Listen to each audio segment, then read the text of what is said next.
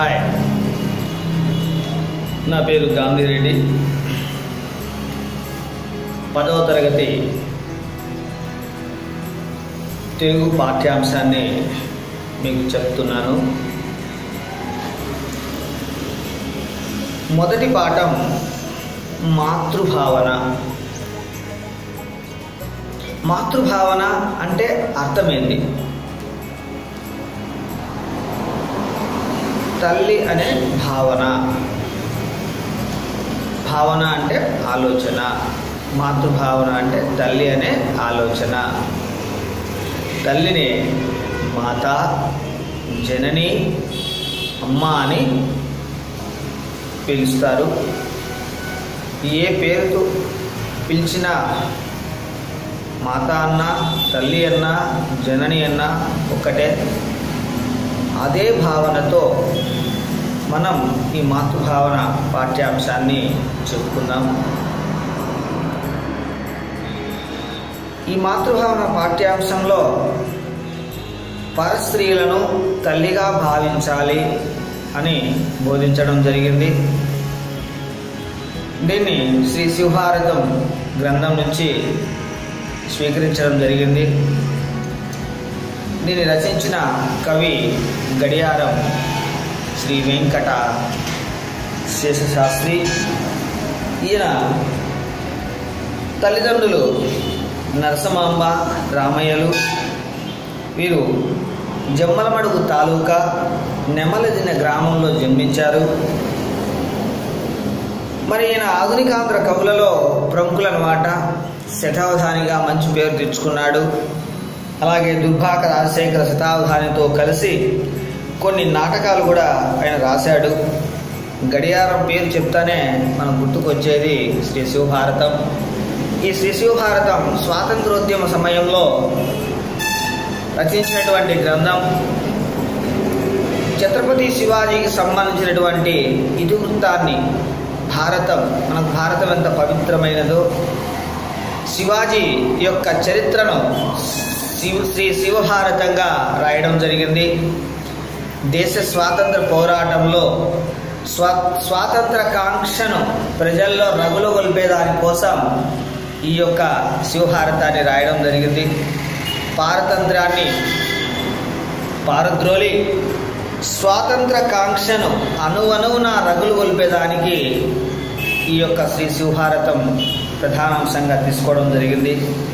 మరి ఇంకా ఆయన రచించినటువంటి ఇతర రచనలు మురారి, పుష్పభాన విలాసం, రఘునాథీయం, మల్లికా మారుతం మొదలైనవన్నీ కూడా ఆయన రాసినటువంటి కావ్యాలు. అలాగే వాస్తుజంత్రి, ఇది ముద్రితం కానటువంటి వచన రచన.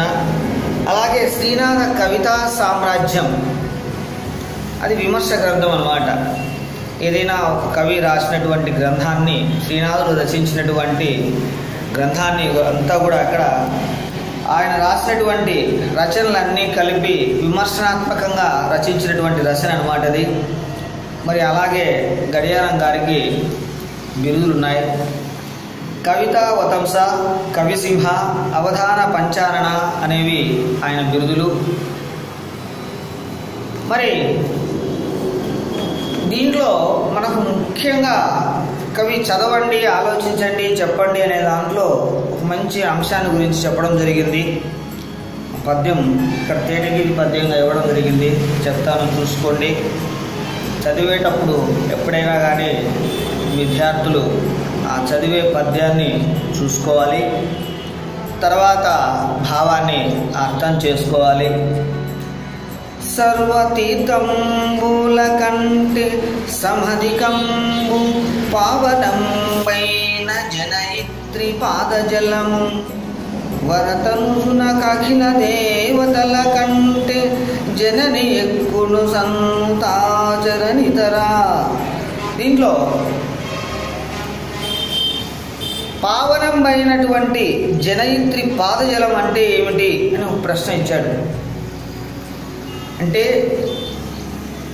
అన్నిటికన్నా కూడా పావనమైనటువంటిది తల్లి పాదాలు కడిగినటువంటి జలం. చాలా పవిత్రమైనటువంటి జలం అన్నమాట. ఆ జలమే మనకు చాలా పవిత్రమైనటువంటిది. అలాగే తల్లి పాదజలం దేనికంటే గొప్పదని తెలుసుకున్నారు ఎందుకు అని ఇక్కడ ఇంకొక ప్రశ్న ఇవ్వడం జరిగింది ఆ పద్యానికి. ఇక్కడ మనం తల్లి పాదజలం సర్వతీర్థంబుల కంటే కూడా గొప్పది, పాదజలమే అన్నిటికంటే మిన్న అన్న విషయం గ్రహించాలి. అలాగే మూడవ ప్రశ్న, కుమారునికి అన్నిటికంటే ఏది మిన్న ఎందుకు? అఖిల దేవతల కంటే కూడా తల్లియే ఎక్కువ పూజనీయురాలు, తల్లి స్థానం అటువంటిది. అందుకే అందరికంటే కూడా కుమారునికి తల్లియే ఎక్కువగా ఇక్కడ చెప్పడం జరిగింది. అలాగే ఈ పద్యం ద్వారా 4వ ప్రశ్న, తల్లి స్థానం ఏమిటని గ్రహించారు? మామూలుగా పురాణ ఇతిహాసాలలో తల్లికి ప్రథమ స్థానం ఇవ్వడం జరిగింది, పూజ్య స్థానంలో పూజనీయులైనటువంటి స్థానంలో ఇవ్వడం జరిగింది.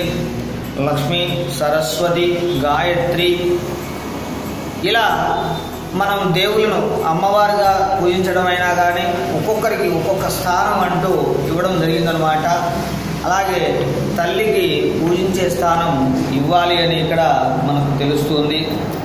మరి అలాగే 5వ ప్రశ్న, ప్రతి స్త్రీమూర్తి మనకు తల్లితో సమానమని ఎందుకు అంటారు?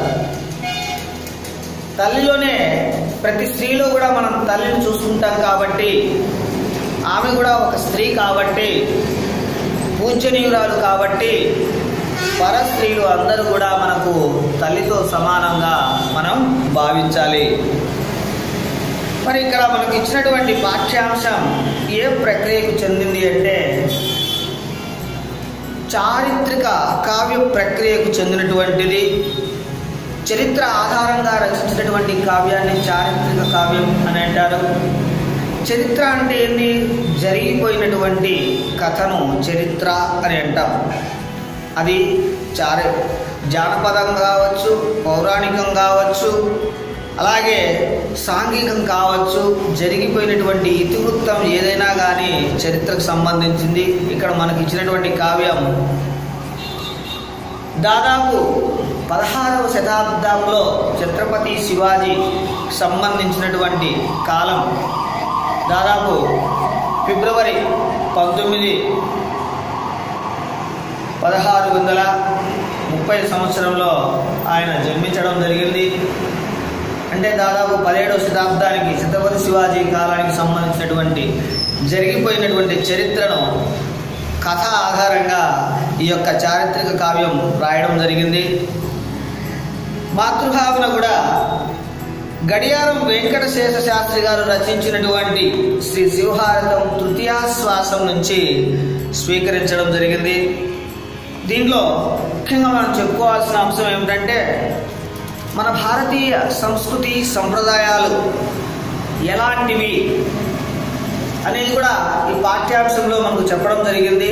ఎందుకంటే జాతి జీవన విధానాన్ని ప్రతిబింబించేది మన సంస్కృతి అన్నమాట. మనం ఏదైతే అలవర్చుకుంటామో అదే మన సంస్కృతి. మన సంప్రదాయాలు, ఆచారాలు, వ్యవహారాలు ఇవన్నీ చిరస్థాయిగా నిలిచిపోతాయి అన్నమాట.